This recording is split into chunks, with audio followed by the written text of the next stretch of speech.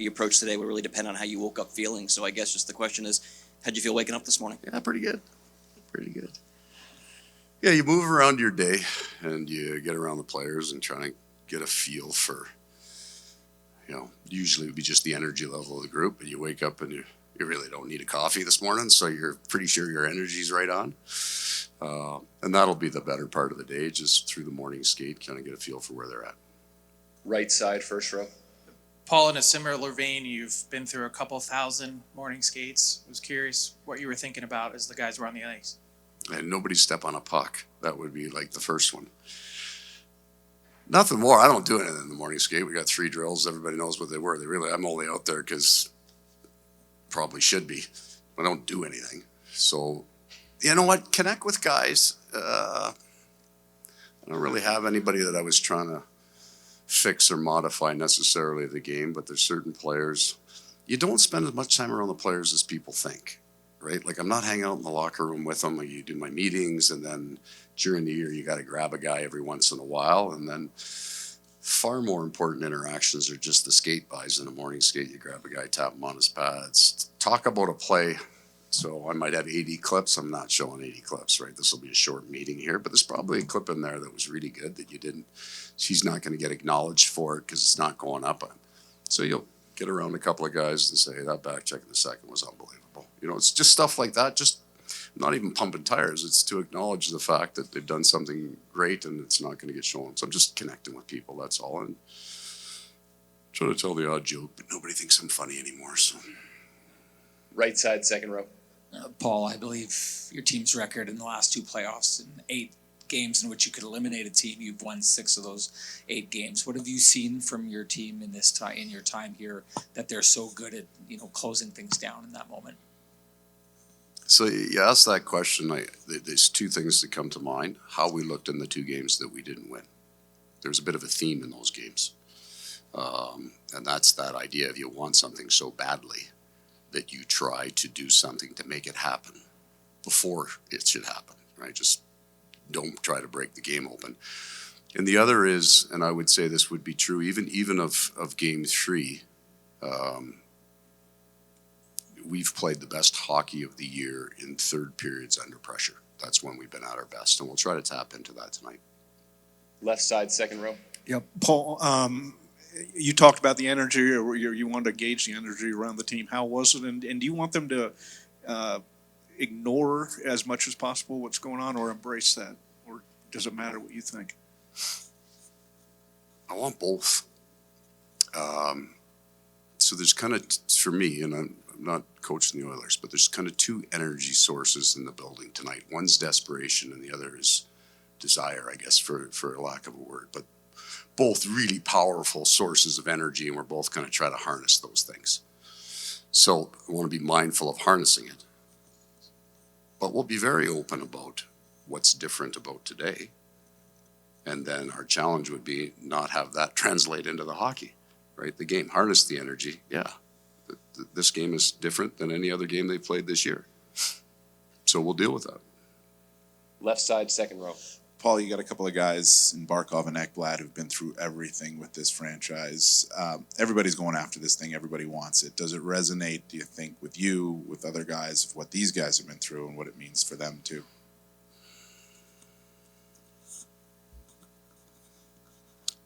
Yeah, I guess what's interesting about our room would be, Is Lundy our youngest forward? Okay. But there would be no difference in that room in terms of value of it between the 2 of them. And what I mean is that we really want to for Barkey, but not so much for Lundy because he hasn't been here that long. That makes complete. I know that's not what you were saying, but there really isn't a lot of time spent on that idea or ever talked about. You'd say they want it for themselves, they want it for each other.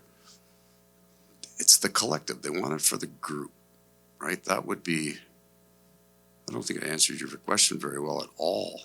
I don't think I got it. Like, usually, no, it was good. The question was good. Usually I get these 4 or 5 shards of colored glass and I pick one and I got nothing off that.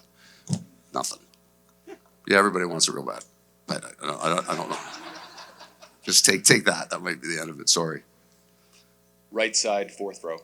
Paul, this question is from Cam, and he'd appreciate it if you tried a little harder on this one. Okay. That's fair. That's a coach's critique. Very good. Just in terms of a coach recognizing when his team is focused, when you look at your group, what are the signs you see that kind of lets you know, yeah, the group's ready today? Oh. So the qualifier to that is I've seen morning skates that were so bad. Or let me give you another one because you might remember this. The World Cup. The day we open the tournament, we're playing US in the first game. And I watched their practice and I've never seen anything like it. They were up and down the ice so fast. It was amazing. And then we went on the ice after and it was the worst practice I've ever seen. Ralph Kruger comes flying across at the ice at me. Like we're halfway through the practice and he's shook. And I am too. I'm just not saying it. And he's going, what the hell's going on out here? I don't know. I can't tell you. And we win 2-0. So there's not, the reading of the tea leaves is not particularly valuable, right? And it's not so much necessarily where they are, because they might be a little quiet and you might misread that as they're tight and they're not. Or they might be loose, but they're trying to be loose because they're really not, right? There's a bunch of stuff I'm not going to weigh in on. But I would say for me, it kind of always is how much communication is happening on the ice in the off moments in the practice. Are they talking to each other? That would be the driver for me. Whether their hands are any good in the practice, that doesn't matter, right? I never once in my career have I ever looked at the starting goaltender in a morning skate, right? It just skews you the wrong way. So I look for communication between the players. I'll go sit in the meal room, won't say a word, just kind of listen to what's the energy level. That'll be it. Left side, front row. Paul, 12 months ago this week, you're in Vegas for Game 5. The other team clinches. Really tough moment for you guys. Had someone pulled you aside that night and said, don't worry, 12 months from now, you'll be up 3-0 in the Stanley Cup final, your reaction would have been what? Thank God.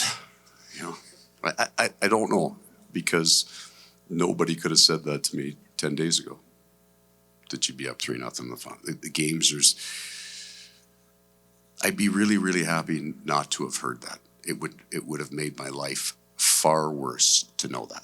And you would think that's crazy, right? Because then it would have taken every bit of joy, of adversity, of life out of my life, right? The journey is where the friendships and all the funny stories that just aren't funny to anybody else, but we think are hilarious, they happened in that year of not knowing, right? The arduous pursuit of excellence without the guarantee of reward. I would absolutely not have wanted to know that. We'll take 2 more questions, front left. Paul, I'm curious, do you remember when you fell in love with the Stanley Cup, the idea of the cup and winning it?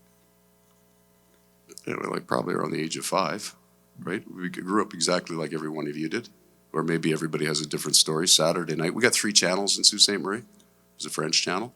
There was WKBD out of Detroit, and then we got CBC.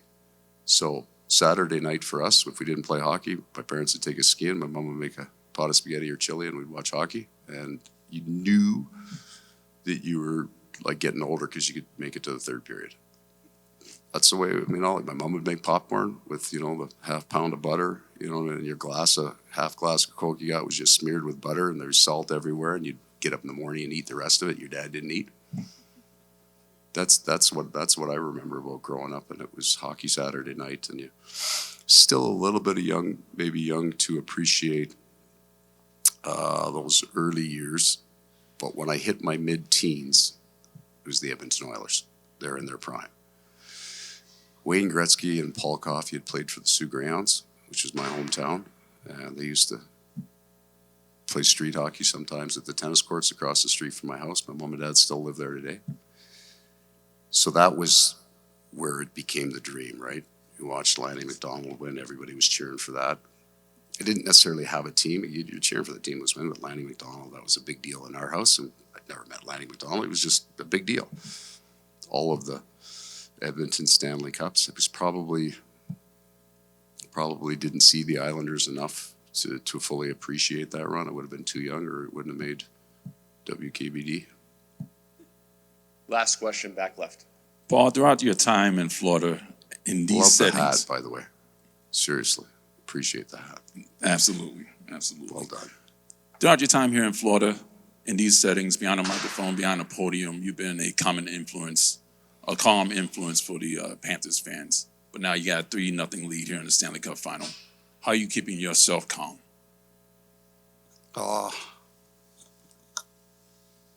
Probably not quite as calm as it looks. The feet are flying underneath this table. No, there's been a lot of days in here. So so we have to keep this in context, right? What is it, 11 o'clock in the morning? Yeah, my brain's going to shift pretty hard here in about 4 hours, and it won't be conversations and casualness by any means. But I've been selling Enjoy Your Day for 2 years here and probably before that, and I believe it. And I've had enough of the other days that aren't good that I'm damn well going to enjoy the morning skate on a day like today. I refuse not to be in a good mood and enjoy it. Now, the puck's going to drop and everything changes, right? Your brain gets wired back into what you're doing. There's no casualness that's going to happen tonight. But I should hopefully be fairly relaxed this morning. If you can enjoy it this morning, what the hell are you doing? Like, what's the point of this then, right? We want to enjoy it. I want to enjoy it too. I'm not playing tonight, right? Like, I really don't do that much back there. So players will be wound up. Thank you for your time, Okay. coaches. And anytime you could drop